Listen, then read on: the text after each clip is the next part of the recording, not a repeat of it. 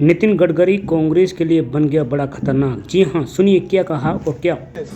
नमस्कार, मेरा नाम है बालाजी, आप देख रहे हैं हमारे इस चैनल पर। साथियों, नितिन गडकरी जो परिवहन मंत्री हैं, उन्होंने किस प्रकार से लोगों के लिए सुविधा कर रहे हैं, जो हाईवे परिवहन और सड़कों को लेकर किस प्रकार से आवाज़ उठाई है, और लगभग दोस्तों लाइसेंस को लेकर भी आवाज़ उठाई है। इस वीडियो को पूरा देखना, और अभी तक दोस्तों चैनल को सब्सक्राइब नहीं किया है तो चैनल को सब्सक्राइब कर लें और इस पूरा वीडियो को जरूर सुनें।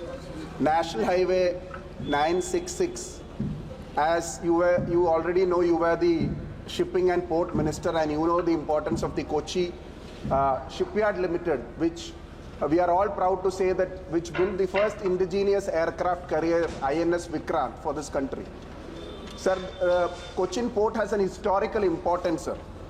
Sir, ये जो highway है आपने propose किया है, which is connecting the Nattur Junction, Vaitila, Arur to the historical Cochin Port, which has very much significance in the construction. So will this be a major interactive area where a clovelly flyover is built, because it also intersects with the National Highway NH66 and NH66B. So how is the project in process? How is the design? And we all know that port is in a very bad shape. Cochin Port is in a very bad shape. This highway would be extremely helpful for the development of the port also. Sir, this is the first time when after the government under leadership of Prime Minister Modi ji, we have decided to giving highest priority for the port development in the country. Anywhere in the world, in any country, the growth of that country is depending upon the ports, and that is very important. So in my ministry, actually previously I was a shipping minister. At that time the Cochin Shipyard is the flagship company of our government, and now that company is doing really very miraculous job, and they are well reputed, recognized in the whole world now. At that time when it is going for capital market, there was very big response from the people of India. So no doubt, at that time we have also given some land to Cochin Shipyard in Cochin Port. But Cochin Port was making losses because there was big refinery at the old government constructed, but the pipeline was the problem. And 10 years I constantly pursuing, but this is the first time. Now the present Chief Minister has taken the interest and he complete that gas pipeline, and that's the reason now the economic viability of the Cochin Port is increased. So regarding the port connectivity, we have overall 108 port connectivity projects. The cost is 1,25,000 crore, and already we have decided to construct all this project, out of which this Mumbai-Kanyakumari highway, NH 966B, there is a spur we need to make Nettur to Vittila Arur bypass with CIFT junction in Wellington Island is very important. The DPR is in the process. Within a month we will get the DPR, and immediately we will go for the tender and we will start this project. And at the same time, there are also 3 port connectivity projects in Kerala, that is 4 laning of NH 96B connecting Wellington Island to Kundanur, and the second is Alappuzha. This is non-major port providing ramps to the 6-lane elevated highway being developed from the Alappuzha beach, earlier road from State Highway, Alappuzha bypass intersection. And the third is Alikkal, that is also non-major port, and Azikal port proposed NH bypass and widening of 2 kilometers. So all 3 projects are in the DPR process. Within a month we will get the final DPR, and after that we will start with it. Shashi Tharoor ji. Honourable Minister has forgotten one more, which is in the Vizhinjam port in my constituency, sir. As you know, the government is supposed to have worked with the state government, with the NHAI, to expedite approvals for interim and permanent cloverleaf intersection road connectivity to the Vizhinjam International Seaport, which, as you know, is supposed to be commissioned next month, sir.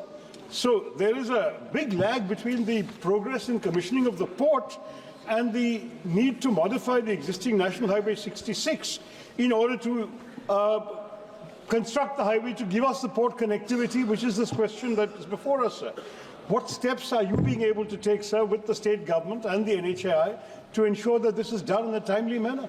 Otherwise, we'll have a port and no roads to take the goods inside the country. Thank you, sir.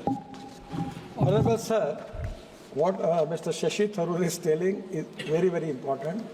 And at the time when I was shipping minister, I sanctioned that port.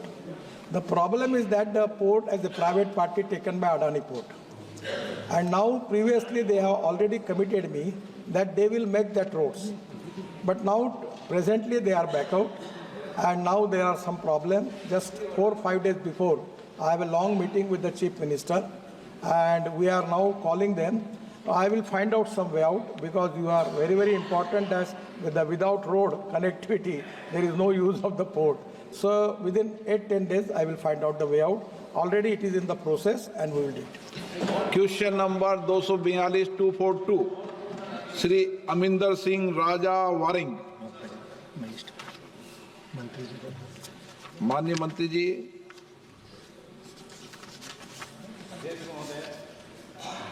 विवरण सभा पटल पर प्रस्तुत कर दिया गया है।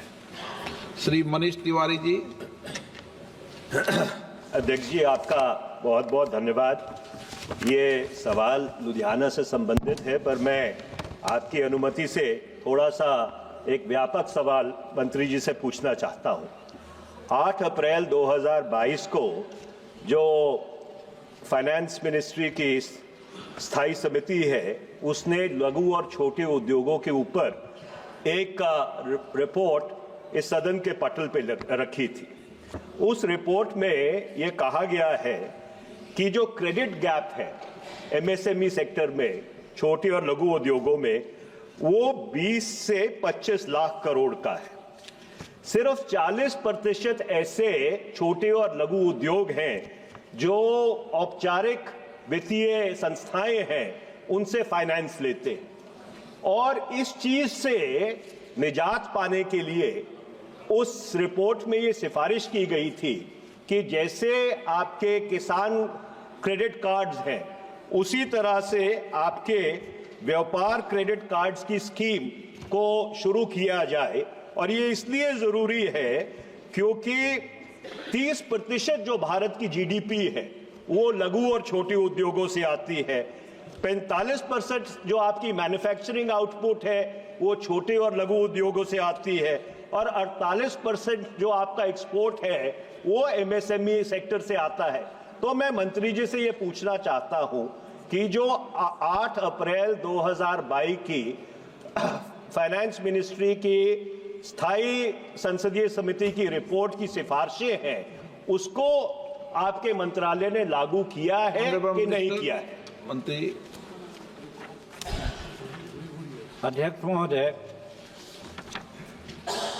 मैं धन्यवाद देता हूं माननीय सदस्य महोदय को कि जो हमारे एमएसएमई विभाग के बारे में, चाहे एक्सपोर्ट का मात्रा हो या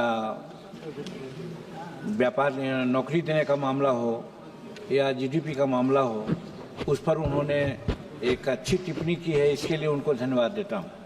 महोदय, क्रेडिट गारंटी योजना के तहत सूक्ष्म एवं लघु उद्योगों के लिए क्रेडिट गारंटी फंड ट्रस्ट के माध्यम से ऋण के विभिन्न श्रेणियों के लिए 85% तक की गारंटी कवरेज के साथ साथ एमएसएमई को 500 लाख रुपए तक की सीमा का कोलेट्रल मुक्त ऋण सूक्ष्म लघु उद्योगों के लिए क्रेडिट गारंटी का स्कीम के तहत है।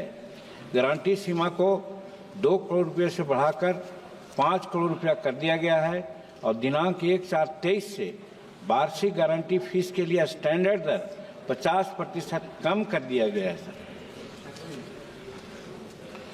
Question number 243 Shri Rajkumar Chahar.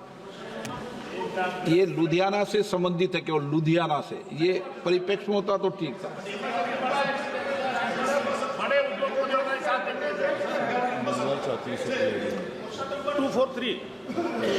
माननीय मंत्री महोदय, माननीय सदस्य। धन्यवाद माननीय अध्यक्ष जी। मैं एक बहुत ही जनहित के मुद्दे पर आपने मुझे बोलने का अवसर प्रदान किया। माननीय अध्यक्ष जी, मैं आपके माध्यम से मोदी सरकार और माननीय मंत्री जी को धन्यवाद देना चाहता हूं कि उन्होंने मोटर अधिनियम 1988 की धारा 162 के अंतर्गत सड़क दुर्घटनाओं में घायल के इलाज के लिए कैशलेस की व्यवस्था की कि उनका इलाज हो सके।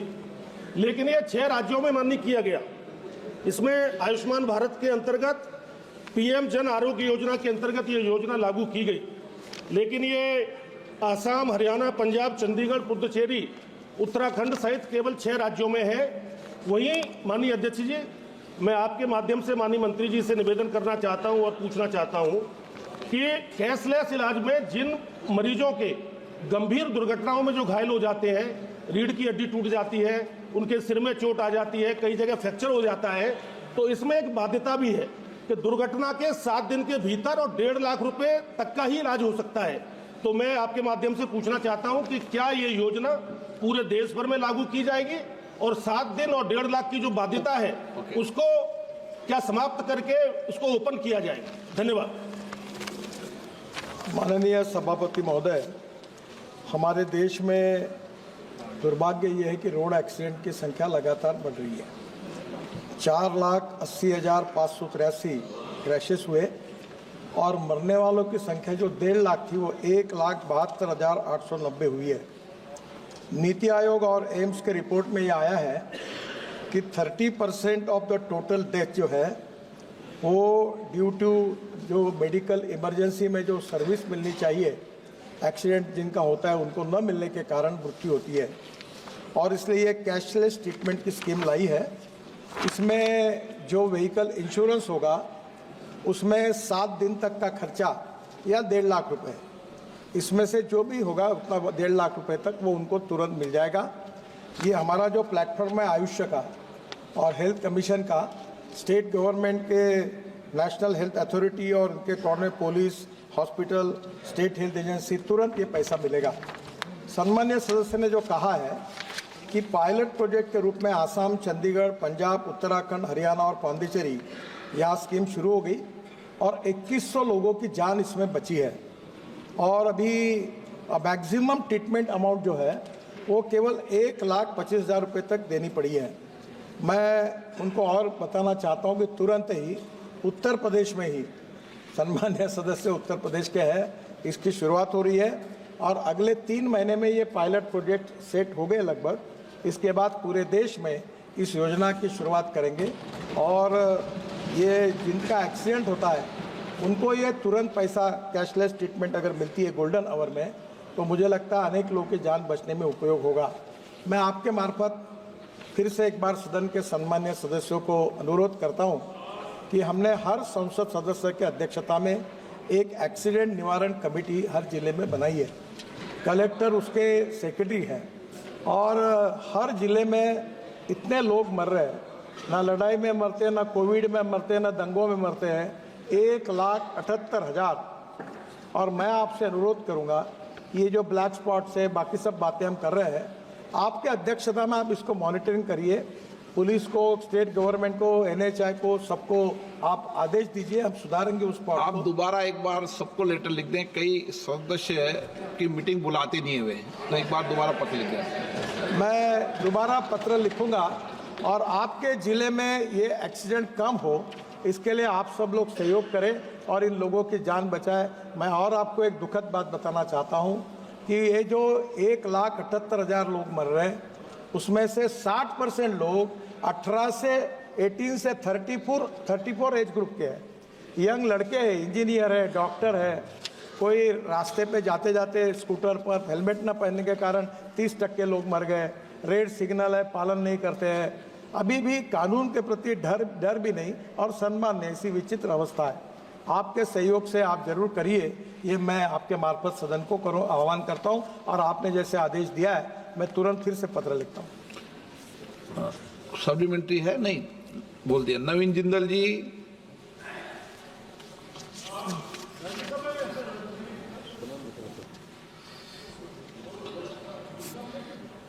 सतीश गौतम। अध्यक्ष महोदय, मैं आपके माध्यम से माननीय मंत्री जी से मोटर व्हीकल के संशोधन एक्ट में नेशनल रोड सेफ्टी बोर्ड की स्थापना की बात हुई थी। इसका स्टेटस क्या है और कब तक इस बोर्ड की स्थापना होना अपेक्षित है? आदरणीय अध्यक्ष महोदय, ये पिछले 6 साल पहले ये बोर्ड करने का निर्णय हुआ। उसके बाद में इसके ऊपर रिटायर्ड सेक्रेटरी अपॉइंट करना, वो कौन से ग्रेड का होना, तो अभी भी मुझे दुख है कि अभी तक पूरे अप्रूवल नहीं मिल पाए और इसके कारण ये बोर्ड का गठन नहीं हो पाया, पर मैं जल्दी ही कोशिश करके इसको करने की कोशिश करूँगा। Question number 244 244 Gurmeet Singh. Question number 244 sir. माननीय मंत्री महोदय। पटल पर रखें। माननीय सदस्य। माननीय मंत्री जी, आप अपने काम के लिए बहुत डेडिकेटेड हैं और आपने बहुत अच्छे हाईवेज पूरे देश में बनाए, लेकिन उन हाईवेज की वजह से गाड़ियां 110, 120, 150 तक भी कुछ लोग चला। स्टार्ट करने से पहले वीडियो को लाइक कर दें और दोस्तों चैनल पर पहली बार हैं तो चैनल को सब्सक्राइब जरूर कर लें और साथ ही में बेल आइकन को ऑल नोटिफिकेशन कर लें, जिससे कि हर वीडियो का नोटिफिकेशन आपको मिलता रहे। और अपना कमेंट जरूर करके बताएं आप कौन से राज्य से इस वीडियो को देख रहे हैं। धन्यवाद। स्टार्ट करने से पहले वीडियो को लाइक कर दें और दोस्तों चैनल पर पहली बार हैं तो चैनल को सब्सक्राइब जरूर कर लें और साथ ही में बेल आइकन को ऑल नोटिफिकेशन कर लें, जिससे कि हर वीडियो का नोटिफिकेशन आपको मिलता रहे। और अपना कमेंट जरूर करके बताएं आप कौन से राज्य से इस वीडियो को देख रहे हैं। धन्यवाद।